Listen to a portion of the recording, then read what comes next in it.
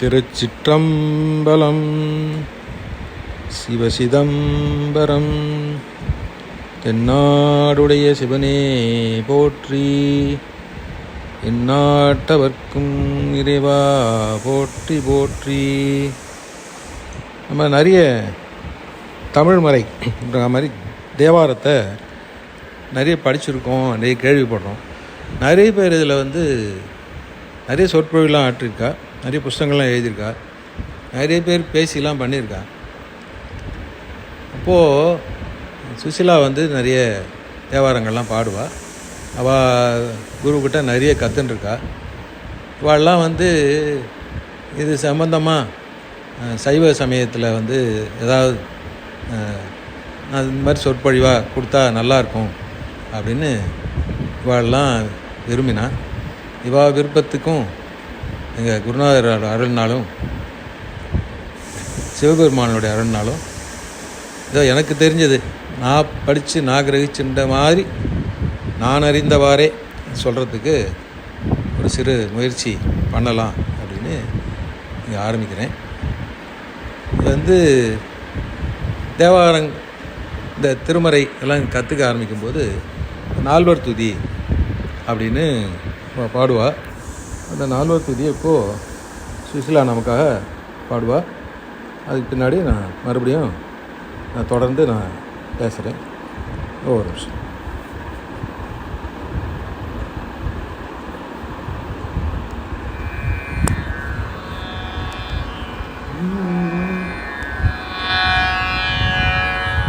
புழியர்கோன் வெப்பொழித்த புகழியர்கோன் கழல் போற்றி. ஊழியர்கோன் வெப்பொழித்த புகழியர்கோன் கழல் போற்றி. ஆழிமிசை கண்மிதப்பில் அணைந்த பிரான் அடி போற்றி.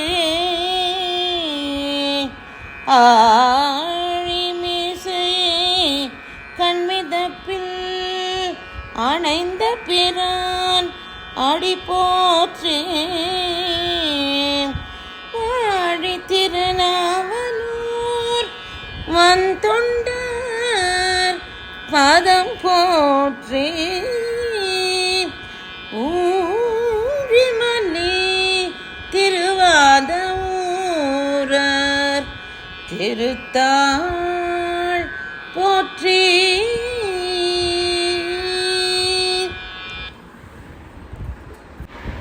நம்ம இப்போ கேட்டது நால்வர் துதி. இப்போ எந்த ஒரு பாராயணமோ இவ்வளோ ஆரம்பிக்கிறதுக்கு முன்னாடி குருவந்தனை பண்ணுறது, அதில் உள்ள முக்கியப்பட்ட இந்த நால்வர், இந்த நால்வரோட துதி அப்படிங்கிறத சொல்லி தான் ஆரம்பிப்பாள். நம்ம அதை கேட்டோம். புழியோர்கோன் விப்பொழித்த புகழியர்கோன் கழல் போற்றி அப்படின்னா அது ஞானசம்பந்த பெருமான் பாண்டிய மன்னனோட துரத்தை தீர்த்தது அப்படிங்கிறது. அதுக்கு பின்னாடி ஒரு கதை. அந்த கதையோட நம்மளோட இந்த நாயன்மார் சரித்திரம் அப்படிங்கிற ஒரு தொடரை நான் ஆரம்பிக்கலான்னு தெய்வானுகியத்தோடு ஆரம்பிக்கிறேன். இதில் பாண்டிய நாட்டில் கூன் பாண்டியன் அப்படின்னு ஒரு ராஜா இந்த சமணர்கள்லாம் அவரை ஒரு மாதிரி மயக்கி அவரை சைவத்துலேருந்து சமயத்துக்கு அவரை மாற்றிடுறா. எதா ராஜா ததா பிரஜா அப்படிங்கிறதுக்கு ஏற்ப பிரஜைகளும் சமண மதத்தை தழுவி இருக்காங்க. ஆனால் அங்கே அந்த ராணியும் அவளோட மங்கையர்க்கரசி அப்படிங்கிற ராணியும் குலச்சிறை நாயனார் அப்படிங்கிற அந்த மந்திரியும் ரெண்டு பேரும் அரசனுக்கு தெரியாமே சிவன் திருவடிகளே உறுதியான அன்புடையவர்களாக அவர்கள் இருந்துட்டு வராங்க. அப்போது இவ பண்ணுற ஒரு இவாளுக்கு ரொம்ப சமணத்தை சார்ந்த ராஜா இருக்கார் அப்படிங்கிறது இந்த மங்கையர்க்கரசிக்கும் இந்த மந்திரியாருக்கும் கஷ்டமாக இருக்குது, மனசு கஷ்டமாக இருக்குது. சைவத்தை விட்டு சமணத்துக்கு போயிட்டாரு அப்படின்னு. அப்போ இவ நம்ம ஞானசம்பந்த பெருமாள் அவர் இன்னொரு பேர் ஆளுடைய பிள்ளைன்னு பேர். அவரோட அருள் பற்றி கேள்விப்படுறாங்க. கேள்விப்பட்டு இந்த ராணி வந்து இந்த மந்திரியார்கிட்ட சொல்கிறாங்க, அவரை அழைச்சின்னு வரத்துக்கு ஏற்பாடு பண்ணு அப்படின்னும் அவர் ஒரு ஓலை அனுப்புகிறார். அனுப்பி இந்த மாதிரி எங்கள் அரசன் வந்து சமணர்களால் ஒரு மாதிரி சூதுவாது தெரியாமல் அந்த பக்கம் போயிடுறாரு, அவர் எப்படியாவது சைவ நெறிக்கு நீங்கள் மாற்றி அழைச்சிட்டு வரணும், அது உங்களால் தான் முடியும் அப்படின்னு இவன் சொல்லும்போது அவர் வந்து சரி அப்படின்னு உடனே கிளம்புறார். இதுக்கு பின்னோக்கி ஒரு சின்ன இது என்ன அப்படின்னா, திருநாவுக்கரசர் சுவாமிகளுக்கும் இப்படி தான். அவர் வந்து சமணத்துக்கு போயிடுறார். சமணத்துக்கு போகும்போது அவருக்கு அவள் அக்கா வந்து திலகவதி அம்மையார், அவள் என்ன பண்ணுறா, சுவாமிகிட்ட முறையிடுறா, என்ன வந்து என் தம்பி இந்த மாதிரி ஆகிட்டானே, நான் திருப்பி சைவ சமயத்துக்கு கொண்டு வரக்கூடாதா அப்படின்னு கேட்கும்போது சுவாமி வந்து அவருக்கு சூளை நோய் கொடுத்து வந்ததாக ஒரு கதை. அது வந்து பிற்பாடு நம்ம அதை பார்க்க போகிறோம். அப்போது அவருக்கு வந்து இல்லாத கஷ்டங்கள்லாம் அந்த சமணர்கள் வந்து பாண்டிய மன்னன் மூலமாக கொடுக்குறாங்க. அதாவது இந்த சுண்ணாம்பு கால்வாயில் வந்து அவரை உட்காந்து வச்சுட்டாங்க 7 நாள். அவர் ஏதோ தாமரை மேலன் மேலே உட்காந்த மாதிரி சந்தோஷமாக வெளில வர்றார். அந்த மாதிரி ஒரு இதுவும் வரும்போது அவர் ஒரு கல்லில் கட்டி கடலில் எரிஞ்சுடுறாங்க. அவர் அங்கேருந்து வந்து கெடிலம் கிட்ட வந்து சுவாமிகிட்ட வந்து அங்கே ஏறினதா கதை இருக்குது. ஸோ இதெல்லாம் அறிஞ்ச இவர் என்ன பண்ணுறாரு, திருநாவுக்கரசு சுவாமிகள் இவரை வந்து தடுக்கிறார். சாமி நீங்கள் போவாண்டாம், அவன் வந்து வஞ்சனை உள்ள ஆள், அதனால் நீங்கள் தயவு செஞ்சு போகாதீங்கோ அப்படின்னு இவர் எவ்வளோ கெஞ்சுறார். அதுக்கு அவர் வந்து என்ன சுவாமி இவ்வளோ தூரம் ஆகியும் நீங்கள் வந்து சுவாமியோட அனுகிரகத்தினால எவ்வளோ நல்லாகி வரலையா, உங்களுக்கு இந்த சூளை நோய் தீரலையா, நீங்கள் கடல்லேருந்து மீண்டு வரலையா, நீங்கள் அந்த சுண்ணாம்பு கால்வாயெல்லாம் வரலையா, இதெல்லாம் நான் சுவாமி தானே பண்ணியிருக்கார், அதனால் இந்த சுவாமி மேலே பாரத்தை போட்டு நான் கிளம்புறேன் அப்படின்னு சொல்லி இவர் கிளம்பும்போது, இல்லை உங்களுக்கு வந்து இப்போது நேரங்காலம் சரியில்லை, அதனால் நீங்கள் இப்போ போகாதீங்கோ அப்படின்னு இவர் ரொம்ப ரிக்வெஸ்ட் பண்ணுறார். அப்போ சுவாமி வந்து ஞானசம்பந்த பெருமாள் என்ன சொல்கிறாரு, எல்லாமே வந்து அவனோட செயல், அதனால் வந்து ஒன்றும் பண்ணாது, சிவபெருமானோட திருநீர் இருந்ததுன்னா எதுவுமே ஒன்றும் பண்ணாது அப்படிங்கும்போது தான் இந்த வேளிரு தோழி பங்கன் அப்படிங்கிற ஒரு பதிகத்தை அவர் பாடி அருளினார். அதை வந்து இப்போது நவகிரகம் இது இருக்க அந்த மாதிரி இருக்கும்போது நவகிரகம் பிரச்சனைகள் இருக்கிறவர்கள்லாம் வந்து இந்த கோளாறு திருப்பதிகத்தை பாடினாக்க, கோளாறு திருப்பதிகம் பாடினா அதெல்லாம் விட்டு போயிடும் அப்படிங்கிறத அவரே வந்து ரொம்ப இதுவாக சொல்லியிருக்கார். அது மேற்கொண்டு இவர் சரி நான் உங்கள் கூட வரேன்னு இவர் கிளம்புறவரை தடுத்து நிறுத்துகிறாராம். ஏன் தடுத்து நிறுத்துகிறார் அப்படின்னா, இவர் பயப்படுறாரே அப்படின்லாம் இல்லை, இந்த சமணர்கள் வெல்றதுக்கு ஒத்தரப்பூர்வம் நம்ம 2 பேருமே வேண்டாம் அப்படிங்கிறதுக்காக அவரை வந்து சொன்னார் அப்படின்றது சரித்திரத்தில் குறிப்பு இருக்குது.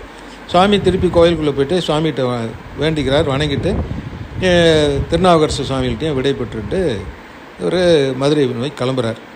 வழியில் உள்ள எல்லா கோயிலையும் பார்த்துட்டு மதுரை கிட்டக்கு வரும்போது சமணர்களுக்கெல்லாம் வந்து துர்சோப்பனம் வருதான். இந்த மங்கையர்கரசியாருக்கும் குலச்சிரியாருக்கும் நல்ல குறிகள்லாம் கிடைக்கிறது, நல்ல நற்குறிகள்லாம் கிடைக்கிறது. ஸோ இவர் வந்துட்டுருக்காருன்னு தெரிஞ்ச உடனே இவரை எதிர்கொண்டு அழைக்க சொல்லி அவரோட மந்திரியாரை இவங்க அனுப்புகிறாங்க. இந்த ராணியார்கள் வந்து அவருக்குள்ளே கீழே விழுந்து சுவாமிகிட்ட எல்லாம் இந்த மாதிரி ஆறுது, பாண்டிமாதேவி உங்கள் நலத்தெல்லாம் விசாரித்தாங்க, நீங்கள் தயவு செஞ்சு வரணும் அப்படின்னு இவர் சொல்கிறார். அப்போது அவர் வந்து இவா மேலே ஒரு பதிகம் பாடுறார்.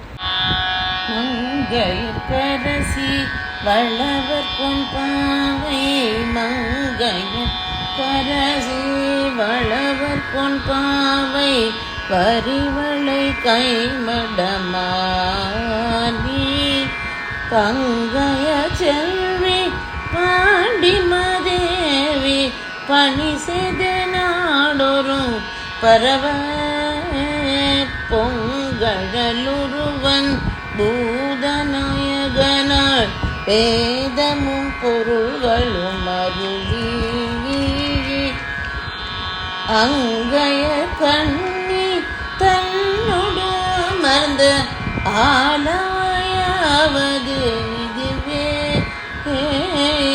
பன்னலம் புணரும் பாண்டி மாதேவி குலச்சிறை எனும் இவர் பணியும் அன்னலம் பெருசே ஆலவாயீசன் திருவடியாங்கிவை போற்றி கண்ணலம் பெரிய காழியுள் ஞான சம்பந்தன் செந்தமிழ் இவை கொன்னலம் பாட வல்லவரிமையோர் ஏத்த விற்றிருப்பவர் இனிதே ஏற்ற விற்றிருப்பவர் இனிதே. இப்படி அவர் வந்து சுந்தரேஸ்வருடைய கோயிலுக்குள்ளே போய் சுவாமி தரிசனம் பண்ணிவிட்டு வலமாக வரார். அப்படி வரும்போது அந்த பக்கமாக காத்திருந்த இந்த அரசியார் வந்து அவரை வணங்கினாங்க. வணங்கிட்டு நீங்கள் எப்படி இருக்கீங்க எல்லாம் சேம நலங்கள்லாம் விசாரித்தா. அப்புறம் சரி மடம் எங்கே இருக்குதுன்னு சொல்லி இந்த குலச்சிரியார் மடத்தை காட்ட அந்த மடத்தில் கொண்டு போய் அவர் தங்குறார். அப்போது இந்த மாதிரி வந்துட்டார் அப்படின்னு தெரிஞ்சின்ற சமணர்களுக்கெல்லாம் இவர் வந்து இவர் எப்படியாவது மாற்றிவிட்டா என்ன பண்ணுறது, நம்மளோட இது மதம் இது பிரச்சனை ஆகிடக்கூடாது அப்படிங்கிறதுனால அவருக்கு ஏதாவது தீங்கு பண்ணணும் அப்படின்னு சொல்லி ராஜன்ட்ட போய் இந்த மாதிரி வந்திருக்கான், இது எப்படி நம்ம இது பண்ணுறது அப்படின்னு சொல்லி அவர்கிட்ட பர்மிஷனை வாங்கிட்டு இங்கே வந்து மந்திரங்கள்லாம் சொல்லி அந்த மடத்துக்கு தீ மூட்டுறதுக்கு பார்க்குறாங்க. ஸோ உலகத்துக்கே காரணமான சிவபெருமானோட பஞ்சாட்சரத்தை சொல்கிற அந்த அடியார்களுக்கு ஒரு திசையினாலும் மற்ற எந்த ஒரு மந்திரங்களினாலும் ஏதாவது ஒரு கெடுதல் வருமா அப்படிங்கிற அந்த ஒரு ஏகாக்கிர சித்தியோடு இருக்கக்கூடிய ஞான சம்பந்த மூர்த்திகளுக்கு அது ஒன்றும் பண்ணலை. அப்போ ராஜாட்ட போனால் வந்து நாங்கள் தீ வைக்கணும்னு ட்ரை பண்ணோம், மந்திரத்தால் முடியலன்னு சொல்லிட்டு போகிறாள்னு சொல்லி நெருப்பு ஏற்றி விட்டு போயிடுறா, தீ வச்சுட்டு போயிடுறாங்க. அந்த அடிகளெல்லாம் தீயை பார்த்தோடனே சுவாமிகிட்ட போய் சுவாமி இந்த மாதிரி ஆயிடுது அப்படின்னு சொல்லி சொன்ன உடனே அவர் வந்து இப்படி இவ்வளோ மோசமாக நடந்துப்பாங்க அப்படின்ட்டு உடனே அரசனோட ஆணைப்படி தான் நடந்திருக்கணும், இது வந்து அரசனுக்கே போய் சேரட்டும் அப்படின்னு ஒரு பதிகம் பாடுறார். செய்யனே திரு ஆலவாய் மேய ஐயனே அஞ்சலென்றருள் செய்யினை பொய்யரா அமனர் கொழுவஞ்சுடர் பையவே சென்று பாண்டியர்க்காகவே அப்படின்னு ஒரு பாடின மாத்திரத்தில் அது வந்து கூன் பாண்டியனுக்கு ஜுரம் பற்றிக்குது. அது ஜாஸ்தியாக இருக்குது, ரொம்ப அடங்கவில்லாமல் இருக்குது. இவெல்லாம் என்னென்னோ பண்ணி பார்க்குறா, என்ன பண்ணாலும் வந்து ஜாஸ்தியாக தான் இருக்குது. சரி நாங்கள் பண்ணுறோன்னு சொல்லி இந்த சமணர்கள்லாம் என்ன பண்ணுறா, மயில் பீலியை கொண்டு அவர் மேலே வந்து தடவரா. தடவும் போது அது பற்றி எரியறதான், அவ்வளோ செம்மையாக இருக்குது அவரோட அந்த ஜுரம். இப்போ என்ன பண்ணுறதுனே தெரியலன்னா இப்போ பாண்டிமாதேவி பயப்படுறா, அடாடா இந்த மாதிரி இவருக்கு இந்த மாதிரி வந்துவிடுதே என்ன பண்ணுறது அப்படின்னு சொல்லி நேராக இவர்கிட்ட வரா. வந்து அரசங்கிட்ட அனுமதி பெற்றுன்ட்டு வராங்க. சாமிகள்கிட்ட வந்து நீங்கள் தான் இதை வந்து சரி பண்ணி வைக்கணும் அப்படின்னு சொன்னோடனே இவர் சொல்கிறார், இல்லை நீங்கள் கவலைப்படாதீங்க, இல்லை நான் பார்த்துக்கிறேன், நான் வர செய்கிறேன்னு சொல்லிவிட்டு இவர் இங்கேருந்து வரார். ஸோ சாமிகிட்ட திருப்பி இந்த மாதிரி நான் பண்ணணும், அவனை வாதம் செய்யணும் அப்படிங்கிறது உன்னோட திருவிழமா அப்படின்னு கேட்குறார். வைதிக மார்பத்தில் நின்று உம்மை வழிபட்டு உய்யாது வன்னஞ்சம் கொண்டு உழலும் சமணனோடு வாதம் செய்ய திருவிழமா என்று சாமிகிட்ட கேட்குறார். அப்படின்னு சாமிகிட்ட பர்மிஷனை வாங்கிட்டு ஒரு பதிகத்தை பாடிட்டு அங்கேருந்து சாமியோட திருவருளை பெற்று பாண்டியனோட அரண்மனைக்கு வரார். சாமி திருஞான சம்பந்தர் வந்து நம்ம எல்லாருக்கும் தெரியும், ரொம்ப சின்ன குழந்தையாக இருப்பார். ஸோ சாமிகிட்ட வந்தோடனே பக்கத்தில் இருந்த ஆசனத்தை ராஜா காட்டுறான். அந்த ராஜா அந்த ஆசனத்தில் ஏறி உட்காந்துக்கிறார். ராஜாவுக்கு வந்து பேசும் திறமையெல்லாம் அந்த ஜுரத்தினாலலாம் இருந்ததுலாம் அதில் கொஞ்சம் கொஞ்சமாக அது விலகின உடனே இவரை பார்த்த உடனே இன்னும் கொஞ்சம் குறைஞ்ச மாதிரி இருக்குது. அப்போது சுவாமிகள் எங்கேருந்து வரீங்க என்ன இது எல்லாம் கேட்குறாரு. ராஜா கேட்குறான் அப்படின்னோடனே இது பொறுக்காத சமண முனிவர்கள் என்ன சொல்கிறாங்க, அவங்களோட சாஸ்திரங்கள்லாம் மந்திரங்கள்லாம் சொல்ல ஆரம்பிக்கிறாங்களாம். அப்போது இந்த அரசியார் வந்து சின்ன குழந்தையாச்சே, இதை வந்து அவர் எதாவது பண்ணிட போகிறாரு அப்படின்னும் போது சொல்கிறார், அம்மணி நான் வந்து சின்ன குழந்தைன்னு அஞ்ச வேண்டாம், ஆலவாய் இறைவன் என் நூல் இருக்க அவர்கிட்ட எளியேன் அல்லேன் என்று சொல்கிறாராம். அப்படி சொல்லிவிட்டு ஒரு திருப்பதிகத்தை பாடுறார். அப்போ சுவாமி பாண்டியன் வந்து அவர்கிட்ட நோயை தீர்ப்போம் யாரோ அவரே வாதில் வென்றவராகும் அப்படின்னு சொல்லி அந்த ராஜா இவர்கிட்ட சொல்கிறான். இப்போ என்ன பண்ணுறா, சமணர்கள்லாம் வந்து அரசனோட இடப்பாகத்தை மயில்பீலியினால் தடவுறா. அப்போ நோய் வந்து பயங்கரம் இன்னும் ஜாஸ்தியாகுது.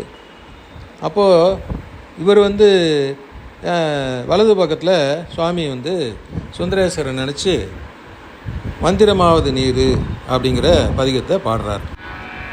மந்திரமாவது நீரு மாணவர் மேலது நீரு சுந்தரமாவது நீரு துதிக்கப்படுவது நீரு தந்திரமாவது நீரு சமயத்தில் உள்ளது நீரு செந்துவர் வாயுமை பங்கன் திருவாலவயான் திரு நீரே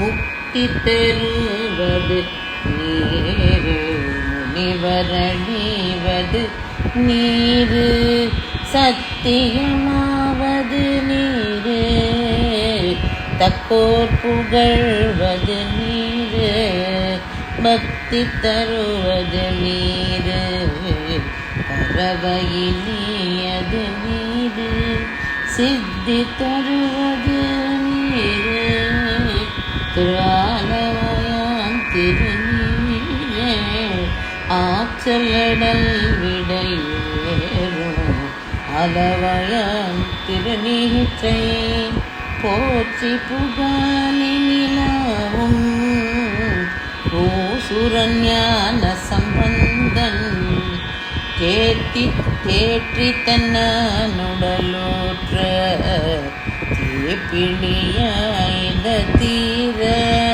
சாற்றிய பாடல்கள் 10 வல்லவர் நல்லவர் தாமே வல்லவர் நல்லவர் தாமே. இந்த பதிகம் வந்து திருநீற்றோட மகிமை பற்றி சொல்லக்கூடிய ஒரு பதிகம்.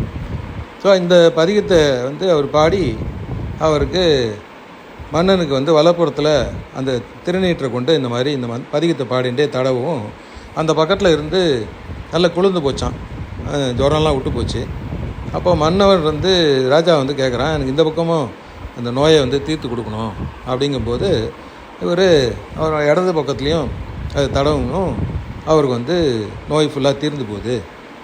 அப்போ வந்து ராஜா டிக்ளரேஷன் கொடுக்குறான், நீங்கள் வந்து தோற்று போயிட்டீங்கன்னு சமணரை பார்த்து சொல்லிவிட்டு சாமிகளோட அருள்னால் நான் வந்து பிழைச்சேன் அப்படின்னு சாமிகளுக்கு வணங்கி சைவ சமயத்துக்கு திரும்பிட்டார் அப்படிங்கிறது தான் இந்த ஒரு லைனோட. இந்த மாதிரி வந்து எவ்வளோ ஆயிரக்கணக்கான பதிகங்கள் எல்லாம் பாடினது, எவ்வளோ பொக்கிஷங்கள் நம்மகிட்ட இருக்குது. எவ்வளோ நாயன்மார்கள் 63 நாயன்மார்களை பற்றி கதைகள் ஒருத்தரும் அவாவா பாடி எழுது பூசித்து சாமியோட உறவாடி அந்த மாதிரிலாம் வந்து இருக்கக்கூடிய பல கதைகளை வந்து நம்ம வந்து மேற்கொண்டு இனி வரும் எபிசோட்லலாம் பார்க்கலாம். இப்போது புழியர் கோன் வெப்பொழித்தை பார்த்தோம். அடுத்தது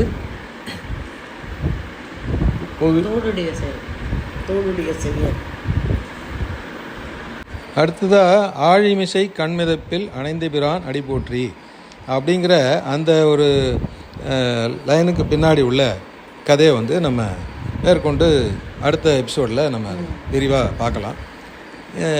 தொடர்ந்து